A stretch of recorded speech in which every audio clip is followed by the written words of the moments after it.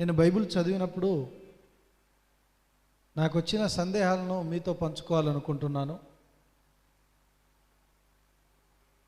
కీర్తనలు 139. ఈ కీర్తనకారుడు ఎవరు అని ఒకసారి చూస్తే ఇది ఎవరి కీర్తన అని వ్రాయబడి ఉంది పైన. ప్రధాన గాయకునికి దావీదు కీర్తన. ఈ కీర్తనలు 139. 13వ వచనంలో చూసినట్లయితే, నా అంతరేంద్రియములను నీవే కలుగజేసితివి, నా తల్లి గర్భమందు నన్ను నిర్మించిన వాడవు నీవే అని చెప్తూ 14వ వచనం, నీవు నన్ను కలుగజేసిన విధము చూడగా భయమును ఆశ్చర్యమును నాకు పుట్టుచున్నవి. 15వ వచనం చూడండి, నేను రహస్యమందు పుట్టిన నాడు భూమి యొక్క అగాధ స్థలములలో విచిత్రముగా నిర్మింపబడిన నాడు నాకు కలిగిన ఎముకలను నీకు మరుగై ఉండలేదు. పిల్లరా, నాకు వచ్చిన సందేహం ఏంటంటే, నేను రహస్యమందు పుట్టిన నాడు అని ఉంది. మీరు ఏనాడు పుట్టారో మీకు తెలియదా? దావీదు గారు అంటున్నారు, నేను రహస్యమందు పుట్టిన నాడు అంటున్నాడు. అంటే తను ఏనాడు పుట్టాడో తనకు తెలియదా? మిమ్మల్ని అడుగుతున్నాను, మీరు ఏ రోజు పుట్టారో మీకు కానీ మీ తల్లికి కానీ మీ తండ్రికి కానీ తెలియదా? తెలిసినప్పుడు రహస్యమందు పుట్టానంటున్నాడు. ఏంటి అంత సీక్రెట్గా ఎలా పుట్టేశాడు? అంత సీక్రెట్గా ఎలా పుట్టేశాడు దావీదు? మీలో ఎవరైనా చెప్పగలరా? నేను రహస్యముగా పుట్టాను అని చెప్పగలరా?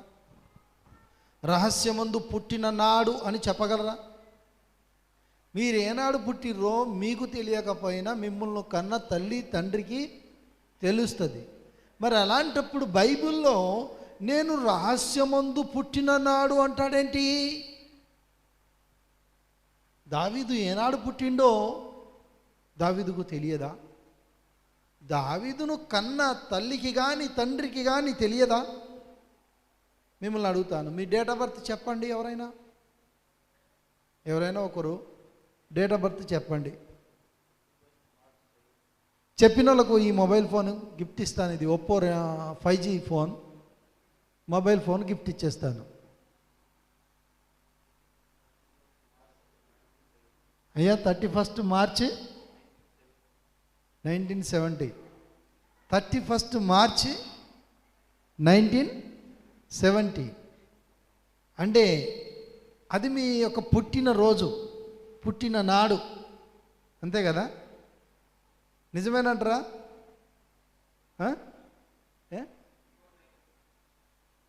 Before 9 months.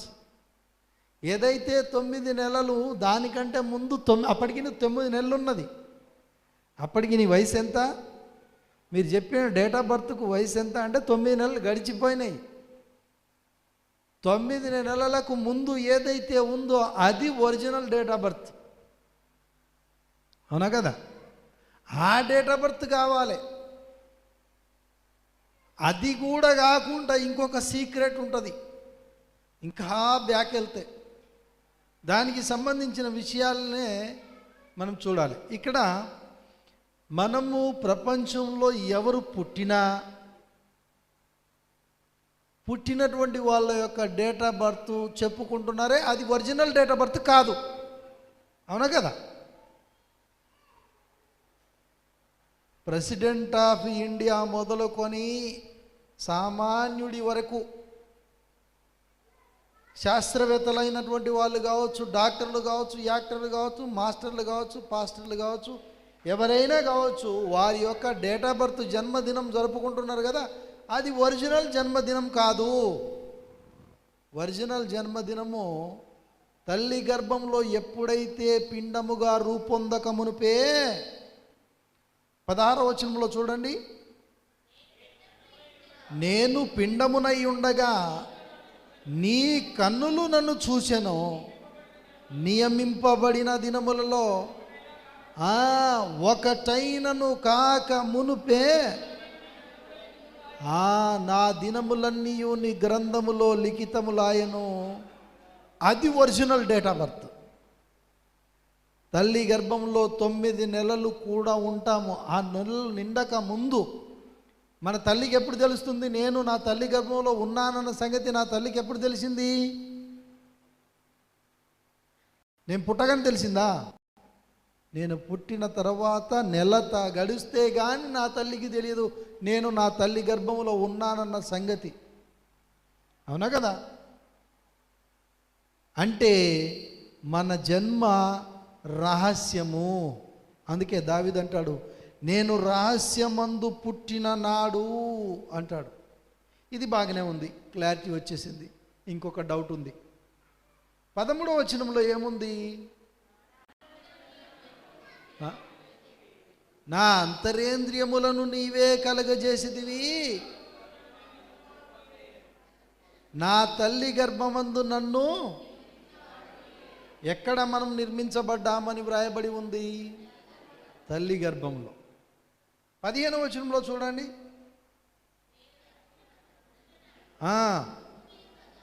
భూమి యొక్క అగాధ స్థలములలో విచిత్రముగా నిర్మింపబడిన నాడు అంటున్నాడు. అమ్మా, అక్కడ 13వ వచనంలో ఏమంటున్నాడు? తల్లి గర్భములో నిర్మించబడ్డాను అంటున్నాడు. 15వ వచనంలో ఏమంటున్నాడంటే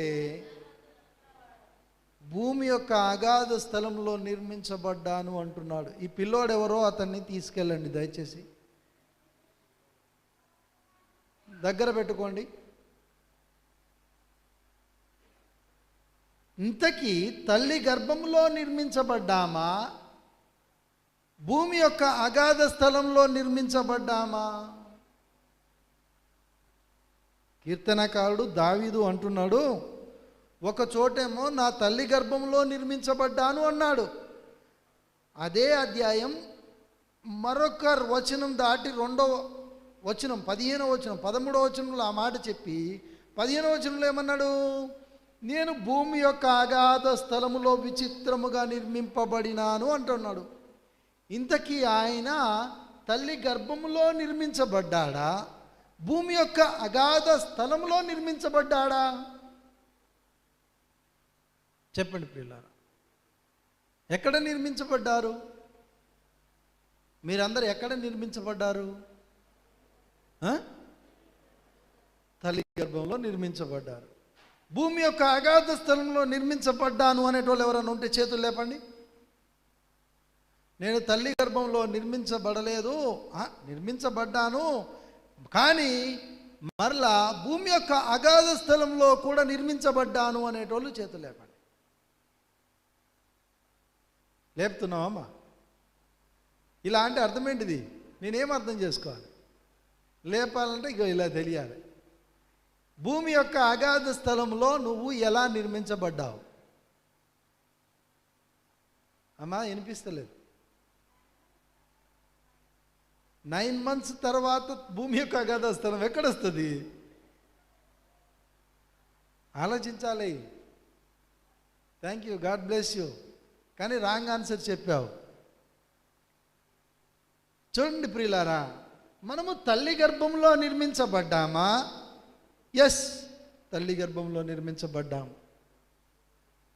మరి భూమి యొక్క అగాధ స్థలంలో నిర్మించబడ్డామంటాడేంటి ఈయన? కదా, కంట్రవర్సీ ఉంది. ఒక వచనానికి ఒక వచనము విరుద్ధంగా ఉంది. బైబిల్ ఎప్పుడూ కూడా విరుద్ధంగా ఉండకూడదు. రహస్యమందు పుట్టిన నాడు అంటే నిజంగా మనము పుట్టింది మన తల్లికి తెలియదు, మన తండ్రికి తెలియదు, నాకు తెలియదు, ఎవరికీ తెలియదు. కాబట్టి మనం పుట్టుక రహస్యం. సో మన జన్మదినం అనేది రహస్యము. ఎవరికీ తెలియదు. మనం జరుపుకుంటున్న జన్మదినం ఏదైతే ఉందో అది ఒరిజినల్ డేట్ ఆఫ్ బర్త్ కాదు. ఆఫ్టర్ 9 months తర్వాత ఏదైతే ఉందో అది ఆ జన్మదినం అని అనుకొని దాన్ని జరుపుకుంటున్నాము, కానీ ఒరిజినల్ డేట్ ఆఫ్ బర్త్ కాదు. ఈ మధ్యలో ఒక ముష్టి ఆయన ఏమని అంటున్నాడంటే, యేసుక్రీస్తు డిసెంబర్ 25న పుట్టాడని నిరూపిస్తే 25 లక్షలు ఇస్తానంటున్నాడు. ముష్టి ఆయన దగ్గర ఇంత డబ్బులు ఎక్కడి అబ్బా అని నేను అనుకున్నాను. అయితే ముష్టితో ఏం పెట్టుకుంటామని కామ్గా ఊరుకున్నాను. ఎవరైనా ముష్టిలు మీకు ఎదురయ్యి డిసెంబర్ 25న యేసు ప్రభు పుట్టాడని మీరు నిరూపించండి, మీరు క్రిస్మస్ ఎందుకు జరుపుకుంటున్నారని మిమ్మల్ని అడ్డగించారనుకోండి, మీరేం చెప్పాలంటే, నాన్న ఈ యేసుక్రీస్తు ఎప్పుడు పుట్టాడో ఆ విషయం పక్కనతో పెడదాము, నువ్వెప్పుడు పుట్టావో చెప్తావా అని అడగండి. అర్థమైందా?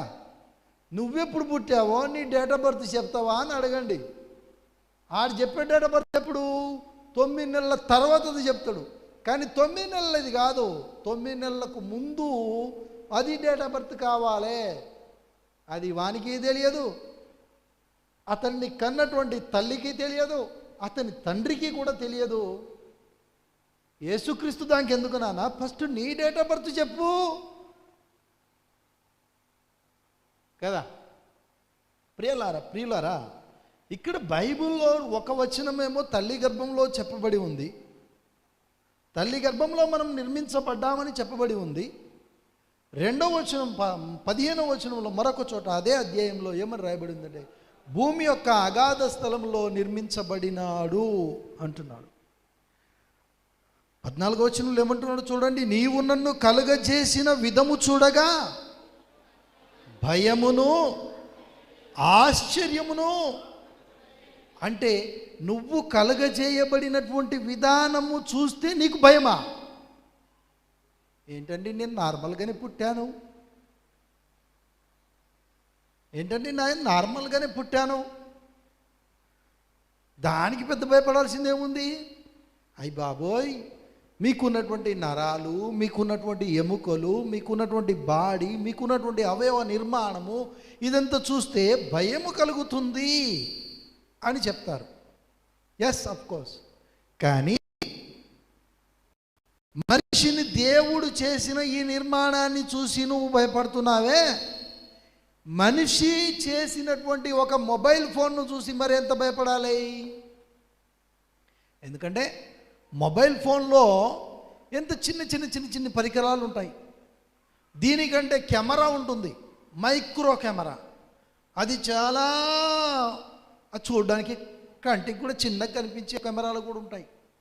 అలాంటి కెమెరాల్లో చిన్నవి ఎలా పెట్టాడు ఆ మానవుడు, ఎలా చేయగలడు?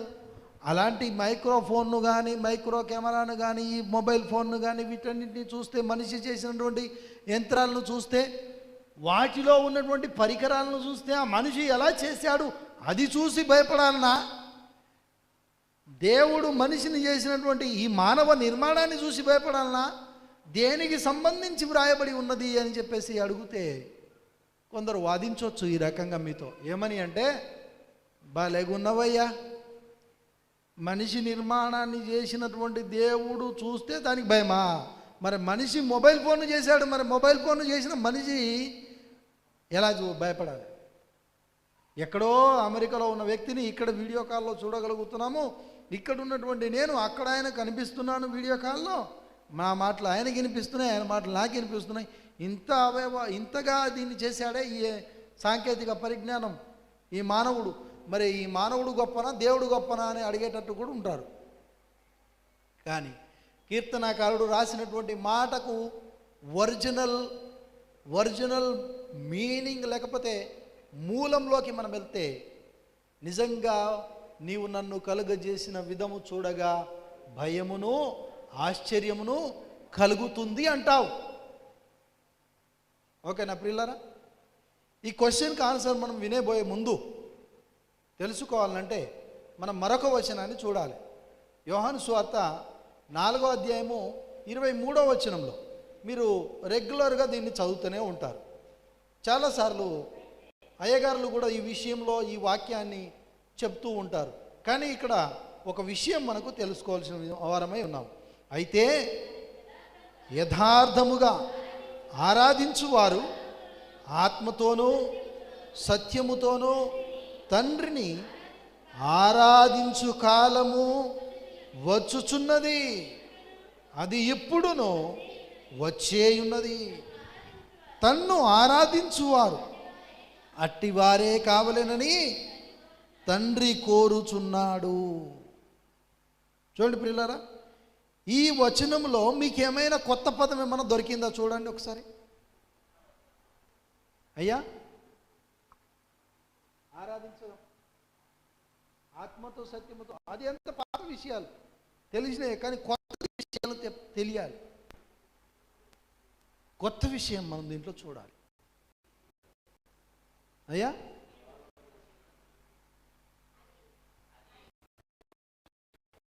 ఇప్పుడు నువ్వు వచ్చే ఉన్నది అని 2000 సంవత్సరాల క్రితం చెప్పాడు, అప్పుడే వచ్చేసింది.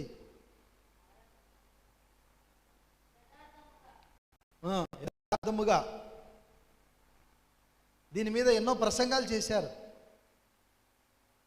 కానీ కొత్తది మనం చూడాలి. దాంట్లో ఏమున్నదంటే కోరుచున్నాడు. ఏముంది అక్కడ? కోరుచున్నాడు. ఎలాంటి వాళ్ళు కావాలని కోరుచున్నాడు? కోరుచున్నాడు అనే పదానికి మీనింగ్ ఏంటిది? బైబిల్ భాషలో వెదుకుచున్నాడు. అక్కడ క్లియర్గా దానికి డెఫినేషన్ ఇచ్చారు. మీకు అపార్థం చేసుకుంటారని మరల కింద రాశారు మూల భాషల్లో, వెదుకుచున్నాడు. ఎలాంటి వారు కావాలని వెదుకుచున్నాడు దేవుడు? యథార్థముగా ఆరాధించువారు ఆత్మతోనూ సత్యముతోనూ తండ్రిని ఆరాధించేవారు కావాలని ఈ ఆరిలోవలో, ఈ విశాఖపట్నంలో, ఈ భూభాగమంతా కూడా వెతికాడు, వెతుకుచున్నాడు. నన్ను వెతికాడు దేవుడు. ఈరోజు కూర్చున్న నిన్ను వెతికాడు దేవుడు. వెతుకుతే ఈరోజు ఆయనకు దొరికావు నువ్వు.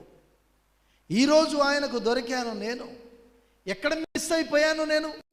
వెతకాల్సినంత అవసరం ఏమొచ్చింది దేవునికి? దేవునికి నేను కనిపిస్తలేనా? యథార్థంగా ఆరాధించే వాళ్ళు కనిపించట్లేరా దేవునికి? వెతకవలసినంత అవసరం ఏమొచ్చింది దేవునికి? తప్పిపోయారు కాబట్టి వెతుకుచున్నాడు. ఎక్కడ తప్పిపోయారు? ఎప్పటి నుండి వెతుకుచున్నాడు? ఎలా వెతికాడు? అది మనం చూడాలి. ఇంతకీ మనం ఎప్పటి నుండి ఉన్నవాళ్ళము? మనం అనుకుంటాము ఇక్కడ కూర్చున్నటువంటి ఎవరైనా సరే, ఇప్పుడు మన అయ్యగారు డేట్ ఆఫ్ బర్త్ చెప్పారు కదా, 70. మీ డేట్ ఆఫ్ బర్త్ 70 ఎంత అన్నారు? 1970 అంటున్నారు. కానీ అయ్యగారు ఈనాటి వ్యక్తి కాదు, 70కి సంబంధించిన వ్యక్తి కాదు ఆయన. ఆయన ఎప్పటి నుంచి ఉన్నవారు అంటే ఎఫెసీ 1:6 వచనంలో చూడండి ప్రియులారా.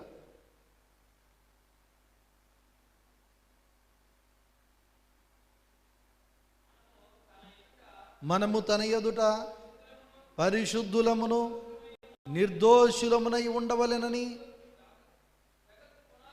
జగత్తు పునాది వేయబడప మునిపే, ఎప్పుడు? జగత్తు పునాది వేయబడక మునిపే ప్రేమ చేత ఆయన క్రీస్తులో మనలను ఏర్పాటు చేసుకున్నాడు. ఎప్పుడు ఏర్పాటు చేసుకున్నాడు అయ్యగారిని ఎప్పుడు ఏర్పాటు చేసుకున్నాడు? 70లో కాదు, 1970లో కాదు. జగత్తు పునాది వేయక మునిపే. కొన్ని సంవత్సరాల క్రితం ఈ ఆరిలోవా అనే ఊరు ఉండేదా? లేదు. కొన్ని వందల అసలు కనబడదా?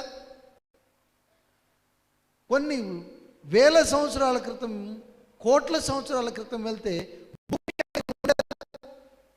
భూమి అనేది లేనప్పుడు, సూర్యుడు చంద్రుడు నక్షత్రాలు ఇవేవి కూడా లేనప్పుడు అంత సిచ్యువేషన్ ఎలా ఉంది అంటే, జగత్తుకు పునాది వేయబడక మునుపు నువ్వున్నావు.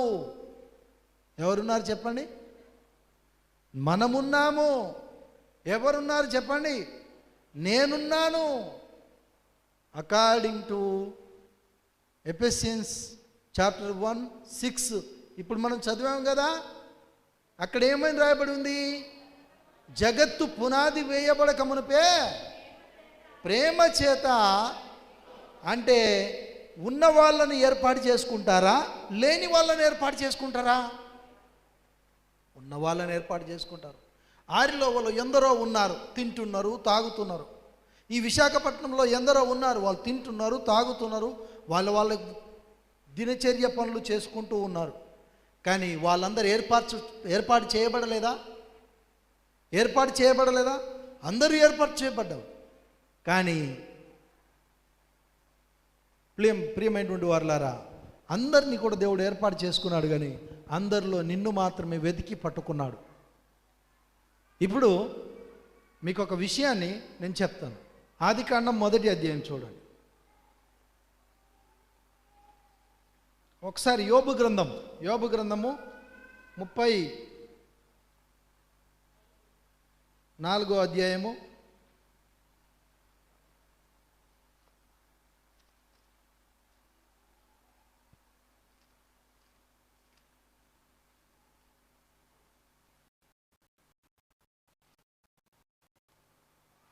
38వ అధ్యాయం 4వ వచనం చూడండి ప్రియులారా. యోబుతో దేవుడు అడుగుతున్నాడు ఒక ప్రశ్న. 3వ వచనం చూడండి. పౌరుషము తెచ్చుకొని నీ నడుము బిగించుకోను, నేను నీకు ఒక ప్రశ్న వేయుదును, నీవు దాన్ని నాకు తెలియజెప్పు. నేను భూమికి పునాదులు వేసినప్పుడు నువ్వెక్కడున్నావు? నీకు వివేకము కలిగి ఉన్న ఎడల చెప్పుము. ఏమంటున్నాడు దేవుడు? భూమికి పునాదులు వేసినప్పుడు ఎక్కడున్నారు అని యోబుని అడుగుతున్నాడు. ఉన్న వాళ్ళని అడిగే ప్రశ్న, లేని వాళ్ళని అడిగే ప్రశ్ననా? ఇదేం పిచ్చి ప్రశ్న. నేను వచ్చిందే ఇప్పుడు 1970లో వచ్చాను, భూమికి పునాదులు వేసింది నాకెలా తెలుసు అని అనొద్దు. అయ్యగారు కానీ, మీరు కానీ, నేను కానీ. 21వ వచనం చూడండి.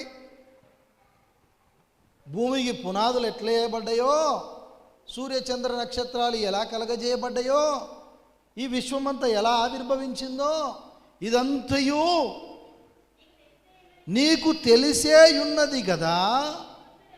నీవు బహువృద్ధుడవు, నీవు అప్పటికీ పుట్టి ఉంటివి. అంటే ఎప్పుడు పుట్టారు మనము?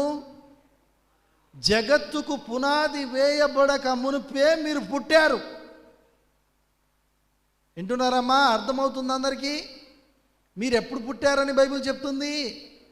జగత్తు పునాది వేయబడక మునుపే మీరు పుట్టారు. కీర్తనకారుడైనటువంటి దావీదు అంటున్నాడు, తల్లి గర్భములో నేను నిర్మించబడ్డాను. 15వ వచనంలో ఏమన్నాడు? మరలా భూమి యొక్క అగాధ స్థలంలో నేను నిర్మించబడ్డాను అన్నాడు. జగత్తు పునాది వేయక ముందే మనం ఏర్పాటు చేయబడితే భూమి యొక్క అగాధ స్థలంలో మన నిర్మాణం జరిగిందా? మన నిర్మాణం ఎక్కడ జరిగింది? భూమి యొక్క అగాధ స్థలంలో. భూమి యొక్క అగాధ స్థలంలో ఎలా జరిగింది అనే విషయం మనకు తెలియాలంటే ఆదికాండము 1వ అధ్యాయం 1వ వచనం చూడండి ప్రియులారా. ఆదియందు దేవుడు భూమి ఆకాశములను సృజించెను. భూమి ఎలా ఉందంటే నిరాకారముగాను శూన్యముగాను ఉండెను. చీకటి ఎక్కడుంది? అగాధ జలము పైన కమ్మి ఉంది. దేవుని ఆత్మ జలముల పైన అల్లాడుచున్నది. ఇప్పుడు జాగ్రత్తగానండి. భూమి లేదు, సూర్యుడు లేడు. ఫస్ట్ ఇక్కడ నుంచి చూసుకుందాం. నేను లేను, నువ్వు లేరు, నేను లేరు, మీరు లేరు, మన తల్లిదండ్రులు లేరు, తండ్రుల తండ్రులు అసలు మానవులే లేరు. ఈ యొక్క పట్టణమే లేదు, భూమియే లేదు. అంతా కూడా ఎలా ఉంది? అలాంటి సిచ్యువేషన్ వెనక్కి వెళ్తే అంతా కూడా అగాధ జలము. ఏముంది చెప్పండి? అంతా కూడా అగాధ జలం. అగాధ జలం అంటే ఏమనుకుంటున్నారు మీరు? ఉదాహరణకు మీకు చెప్తున్నాను, క్రూడ్ ఆయిల్ మీరు కనుక తీశారనుకోండి, చెరుకు కర్రను చూస్తే ఎలా కనిపిస్తుంది? చెరుకు నుండే ఏమొచ్చింది మనకు? చక్కెర వచ్చింది. చెరుకు నుండి ఏమొచ్చింది మనకు? బెల్లం వచ్చింది. అరే కర్రే కదా అని నువ్వు అనుకున్నావు, కానీ దాని నుండి ఏమొచ్చింది మనకు? చెరుకు వచ్చింది, చక్కెర వచ్చింది, బెల్లం వచ్చింది, దాన్ని పిండితే జ్యూస్ కూడా వచ్చింది. ఎన్ని రకాలుగా వచ్చినాయి? అలాగే అగాధ జలమును మన ముందు క్రూడ్ ఆయిల్ అంటారు. ఈ క్రూడ్ ఆయిల్ నుంచి ఏమేమి వస్తాయి తెలుసా మీకు? పెట్రోల్ వస్తుంది, డీజిల్ వస్తుంది, ఇంజిన్ ఆయిల్ వస్తుంది, కిరసన్ ఆయిల్ వస్తుంది, గ్యాస్ కూడా వస్తుంది. క్రూడ్ ఆయిల్ నుంచి ఇన్ని రకాలుగా ఎలా వచ్చినాయి? అగాధ జలం అంటే ఏంటిదో మనకు తెలియాలంటే, అగాధ జలంలో నుండే ఏమేమి వచ్చిందంటే ఇప్పుడున్న ప్రపంచం వచ్చింది. అగాధ జలంలో నుండి ఏమొచ్చింది అనుకుంటున్నారు ప్రియులారా? ఈ అగాధ జలంలో నుండి దేవుడు భూమి కలుగుగాక అనగానే భూమి వచ్చింది. భూమి తమ తమ జాతి ప్రకారం చెట్లు మొలిపించుగాక అనగానే చెట్లు వచ్చినాయి.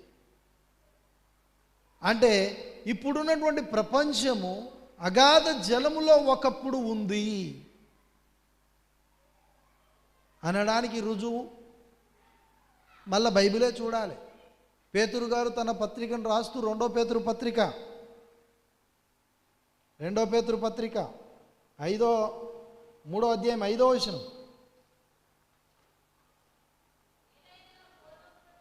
ఎలయనగా పూర్వము నుండి ఆకాశము ఉండెననియు అగాధ జలములోను చదవండి, నీళ్ళన్న కడేం వాడండి, అగాధ జలం అంటే చదవండి.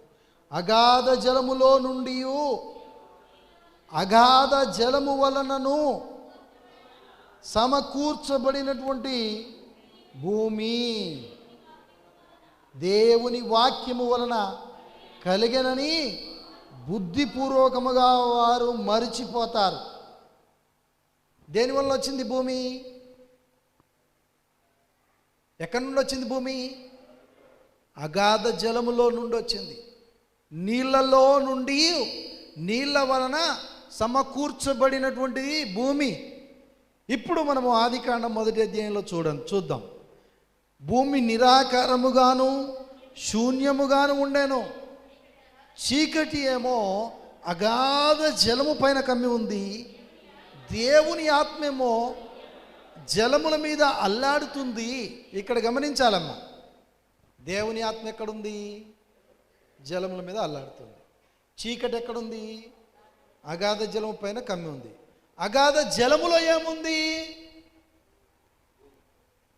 భూమి ఉంది. ఇప్పుడే చదివాం కదా, చీకటి అగాధ జలము పైన కమ్మి ఉంది, దేవుని ఆత్మ అగాధ జలము పైన అల్లాడుతుంది. అగాధ జలములో ఏముందంటే ఇప్పుడు మనం ఉంటున్నటువంటి ప్రపంచము ఉంది.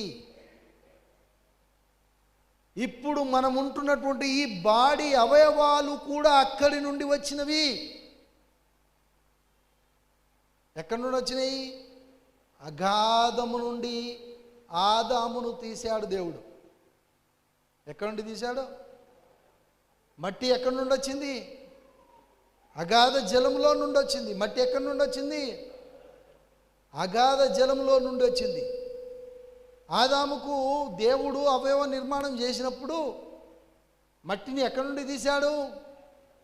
భూమి నుండి తీశాడు. భూమి ఎక్కడి నుండి వచ్చింది? అగాధ జలంలో నుండి వచ్చింది. ఇప్పుడు నా నిర్మాణం ఎక్కడ జరిగింది? మా తల్లి గర్భంలో జరిగింది. ఎక్కడ జరిగింది? దావీదు నిర్మాణం ఎక్కడ జరిగింది? తల్లి గర్భంలో జరిగింది. వాళ్ళమ్మ తన తల్లి నిర్మాణం ఎక్కడ జరిగింది? వాళ్ళ తల్లి నిర్మాణము. అలా అలా హవ్వ అనే తల్లి నిర్మాణం జరిగింది. హవ్వ ఎక్కడి నుండి వచ్చింది? ఆదాము నుండి వచ్చింది. ఆదాము ఎక్కడి నుండి వచ్చిండు? భూమి ఎక్కడి నుండి వచ్చింది? అది బైబిల్ ఎప్పుడూ తప్పు కాదు. అర్థమైందా? ఇప్పుడు కీర్తనలు 139:15 వచనంలో ఏముంది? అది అగాధ భూమి యొక్క అగాధ స్థలములో నుండి విచిత్రముగా నిర్మించబడింది ఎవరు చెప్పండి? మనందరికీ మూల పురుషుడు, మొదటి వృక్షమైనటువంటి ఆదాము. ఆదాము ఎక్కడి నుండి తీయబడ్డాడు? భూమి నుండి తీయబడ్డాడు. ఎక్కడి నుండి తీయబడ్డాడు? భూమి ఎక్కడి నుండి తీయబడింది? అగాధ జలములో నుండి తీయబడింది. సో మన అవయవ నిర్మాణము భూమి యొక్క అగాధ స్థలములో నుండి విచిత్రముగా నిర్మాణం జరిగింది. దేవుని చప్పట్లు కొట్టి మేంపరచండి. ఇప్పుడు ప్రియులారా, ఇప్పుడు దేవుడు వెతుకుచున్నాడు అనే పాయింట్ను మనం చూద్దాం. వెతుకుచున్నాడు అన్నాం కదా, యోహాను సువార్త 4:23లో చదివారు కదా. తనను ఆరాధించువారు అట్టివారే కావాలని తండ్రి కోరుచున్నాడు అన్నకాడ, కోరుచున్నాడు అంటే అర్థం ఏంటిది? వెతుకుచున్నాడు. ఇప్పుడు అయ్యగారిని దేవుడు వెతికాడు, ఇక్కడ కూర్చున్న మిమ్మల్ని దేవుడు వెతికాడు, నన్ను దేవుడు వెతికాడు, మనందరినీ దేవుడు ఎప్పటి నుండి వెతికాడు అన్న విషయం తెలియాలంటే ఎగ్జాంపుల్గా నా గురించే నేను చెప్తాను. నేను పుట్టకముందు ఎక్కడున్నాను అనుకుంటున్నారు మీరు?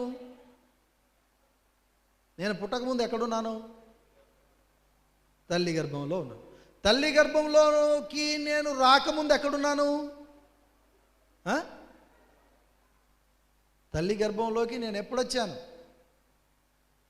తల్లి గర్భంలోకి నేను ఎప్పుడొచ్చాను? తన ప్రియులు నిద్రించుచుండగా ఆయన వారికి ఇచ్చుచున్నాడు. శాస్త్రవేత్తలను అడిగితే వాళ్ళు చెప్పే మాట ఏంటంటే, ప్రియులారా, ఒక్కసారి తండ్రి గర్భములో నుంచి తల్లి గర్భములోనికి వచ్చేటటువంటి శుక్ర కణాల సంఖ్య 400 కోట్ల సంఖ్య. ఎంత చెప్పండి? అంటే నాతో పాటు నా తండ్రి గర్భములో నుంచి తల్లి గర్భములోనికి వచ్చినటువంటి నా అన్నదమ్ములు, అక్క చెల్లెలు ఎంతమంది? 400 కోట్ల మంది. ఎన్ని వందల కోట్లు? 400 కోట్ల మందిలో దేవుడు ఏమంటున్నాడంటే, చూడుము నా అరచేతులతో నిన్ను చెక్కాను, నీ తల్లి గర్భంలో పిండముగా కాకముందే నేను ఏర్పాటు చేసుకున్నాను, నా నియమింపబడిన దినముల్లో ఒకటైనను కాకమునిపే సెలెక్ట్ చేసుకొని ఆయన 399,99,999 మందిని పక్కన పడేసి తల్లి గర్భంలో చోటు ఎంతమందికి దొరికింది? ఒక్కరికే. మిగతా వాళ్ళందరూ ఏమైపోయారు? నేల రాలిపోయారు. అంటే నేను ఒక్కరినే సెలెక్ట్ అయ్యాను అంటే నేను దేవునికి స్పెషల్. మన జీవితాలు అర్థాంతరంగా ముగించకూడదు. మనం కొందరు చిన్న చిన్న విషయాలకు ఆత్మహత్యలు చేసుకుంటారు. వాళ్ళకు తెలియదు వాళ్ళ జన్మ పరమార్థం ఏంటిదనేది. వాళ్ళ కోసం దేవుడు ఎన్ని హోప్స్ పెట్టుకున్నాడో వాళ్ళకు తెలియదు. దేవుడు నీ మీద ఎన్ని ఆశలు పెట్టుకున్నాడో నువ్వు తెలుసుకోవాలి ప్రియులారా. ఎన్ని ఆశలో దేవునికి, ఎన్నెన్ని ఆశలో నీపై ఆ దేవునికి, ఎన్ని ఆశలో దేవునికి, ఎన్నెన్ని ఆశలో నీపై ఆ దేవునికి. తన కొరకే బ్రతుకుతావని, తన నేయుల ప్రకటిస్తావని, తన యొద్దకు తిరిగొస్తావని ఆశించెను. తన కొరకే బ్రతుకుతావని, తన నేయుల ప్రకటిస్తావని, తన యొద్దకు తిరిగొస్తావని ఆశించెను. దేవుని ఆశయ సాధనకై కదిలిరా సోదరా, దేవుని ఆశయ సాధనకై కదులుదాం పదరా. దేవుని ఆశయ సాధనకై కదిలిరా సోదరా, దేవుని ఆశయ సాధనకై కదులుదాం పదరా. ఎన్ని ఆశలో దేవునికి, ఎన్నెన్ని ఆశలో నీపై ఆ దేవునికి. ఎన్నో హోప్స్ పెట్టుకున్నాడు. అందుకే తన కొరకు నువ్వు బ్రతుకుతావని, తనను ఇలా ప్రకటిస్తావని, తిరిగి తన దగ్గరికి వస్తావని, నీ కోసం నీతో పాటు వచ్చినటువంటి 3,399,99,999 మందిని పక్కన పడేసి నువ్వు మాత్రమే సెలెక్ట్ అయిపోయావు దేవునికి. అంతటితో ఆగలేదు. నీ తల వెంట్రుకలన్నీ ఆయన లెక్కించాడు. ఎవరైనా లెక్కిస్తున్నారా మన తల వెంట్రుకలు? కానీ ఆయన లెక్కించాడు. ఆయన ఏమన్నాడు తెలుసా? నీ కోసం ఎంత సెక్యూరిటీ ఇచ్చాడంటే, నీకు ఎంత భద్రత కల్పించాడంటే, ఆయన అనుమతి లేకుండా నీ తలలో ఒక్క వెంట్రుక కూడా నేల పడదు అన్నాడు. ఆయన ఏమన్నాడు చెప్పండి? ఆయన యొక్క అనుమతి లేకుండా. చూడండి ప్రియులారా, మత్తయి సువార్త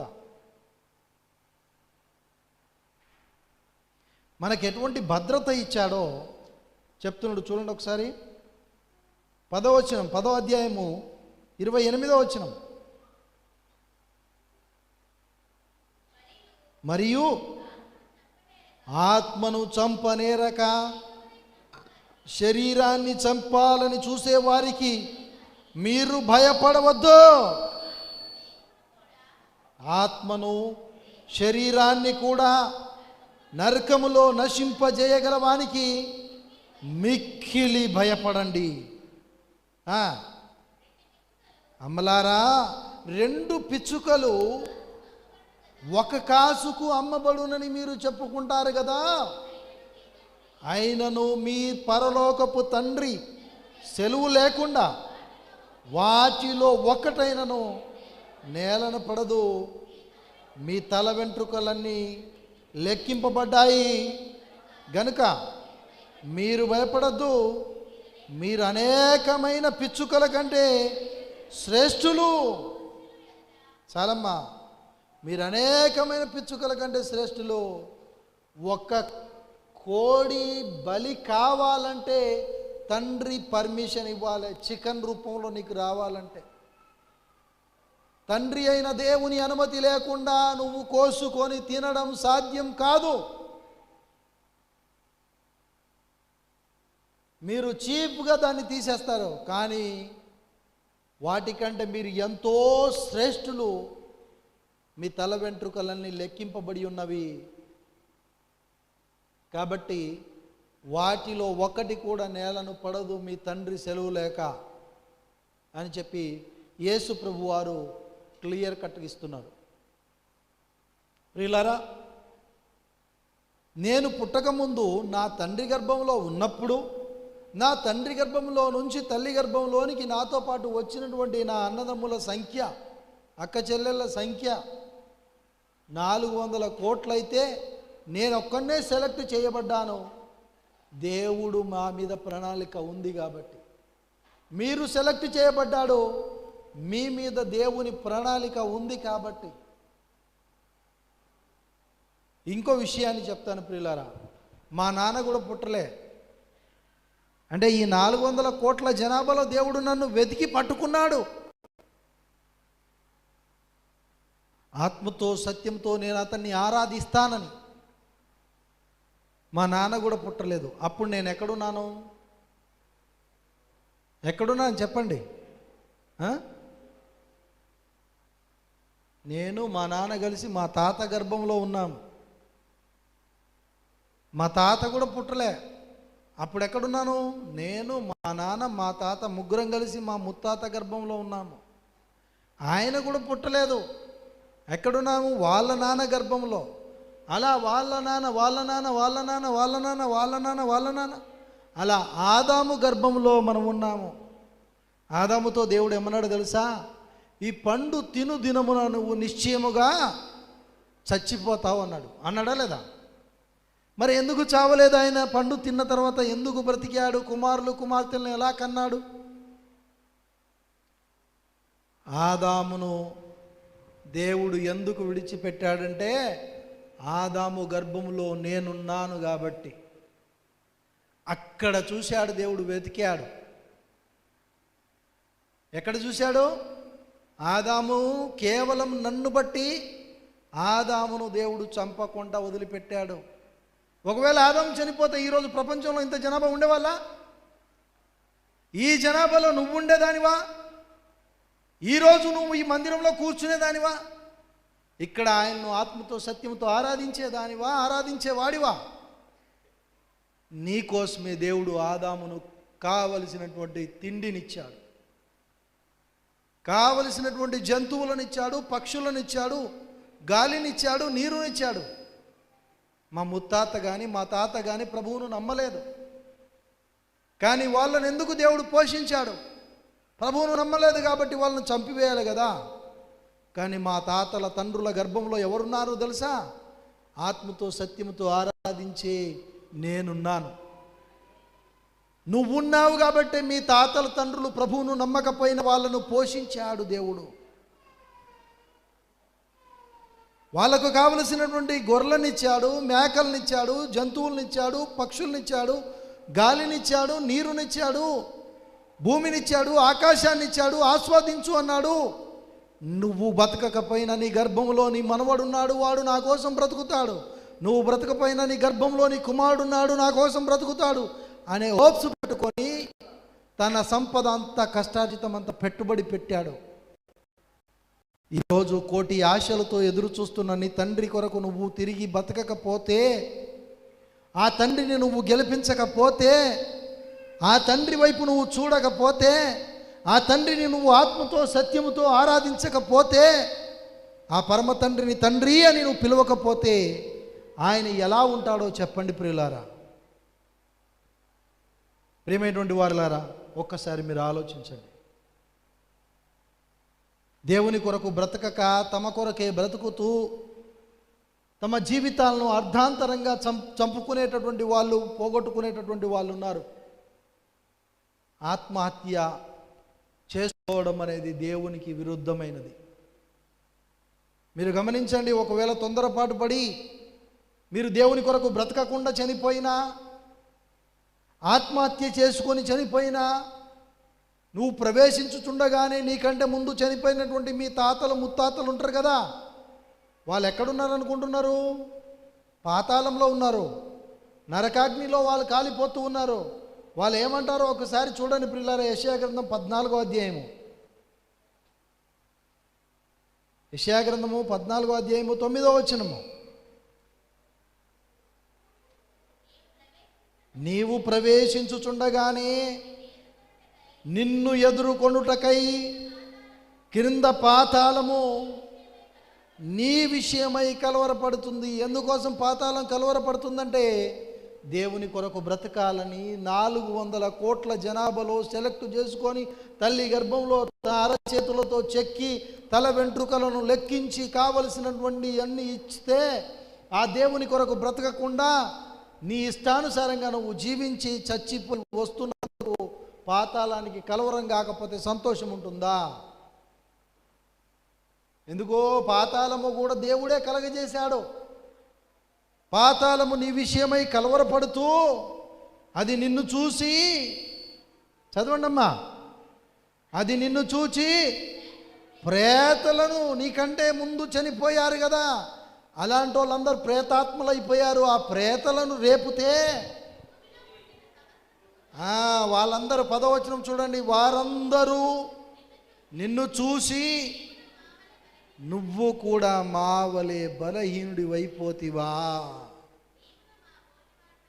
నువ్వు ఎంతో భక్తిపరుడివి అనుకున్నాను, ఎంతో శక్తిపరుడివి అనుకున్నాను, చర్చికి వెళ్తున్నావు కదా, పరలోకానికి వెళ్తావు అనుకున్నాను, నీవును మా బోటి వాడివైతివా, నీవును మా వలె బలహీనుడివైతివా అని చెప్పేసి అక్కడ చెప్తారు. ప్రియమైనటువంటి వారులారా, ఆ సమయంలో నువ్వు బాధపడము, అప్పుడు నువ్వేమని మాట్లాడతావో ఒక్కసారి సామెతల గ్రంథము 5వ అధ్యాయం చూడండి ప్రియులారా, 12వ వచనం నుంచి.